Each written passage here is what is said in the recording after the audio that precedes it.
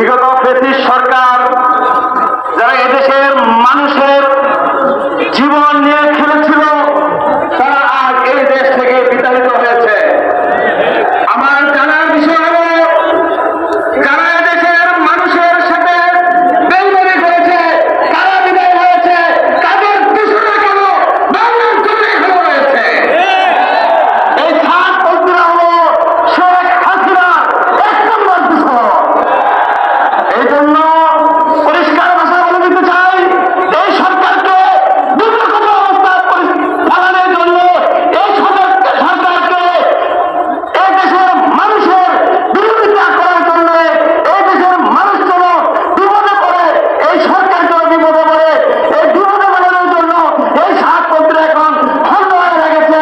সরকারকে বলবো আপনি তাড়াতাড়ি সভাপতি হয়ে যারা শেখ হাসিনার বেদাত্তা ছিল তাদের এই পাবলিককে বন্ধ করুন, তাদের এই হিরো চক্রান্ত বন্ধ করুন।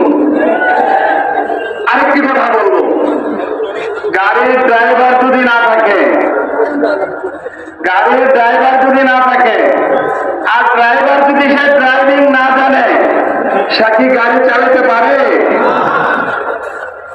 এই দেশের দিন প্রচারের জন্য আল্লাহর রাসূল কাদেরকে রেখে গেছেন? ওলামায়ে কেরামদেরকে না? তাহলে ওলামায়ে কেরাম হলেন ড্রাইভার, আর এই দেশের সাধারণ জনগণ হল তার প্যাসেঞ্জার।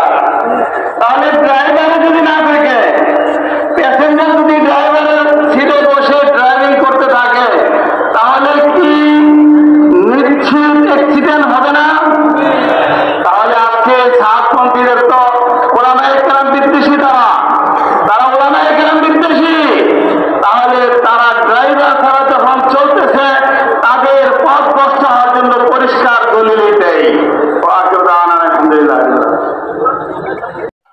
এই যে এইভাবেই করতে হবে, না হয় এটা কমন হবে না।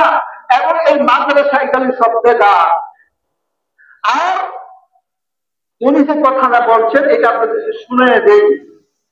মাদ্রাসা পড়ায় টাকা নেওয়া, ব্যবসাবৃত্তি করে টাকা উপার্জন করার চাইতে আরো বড় গুনাহ। নাউযুবিল্লাহ মিন যালিক। যদি এই ধরনের লোককে আমাদের দেশে আসতে দেওয়া যাবে না, আমরা দেব না। সবাই আমরা সরকারের কাছে আমরা আবেদন জানাচ্ছি যে এই সাতটা ব্যক্তিকে আমাদের দেশে আসতে দেওয়া যাবে না, আপনি আসতে দেবেন না। এই ব্যাপারে কারা কারা একমত? আল্লাহ তাআলা তৌফিক দান।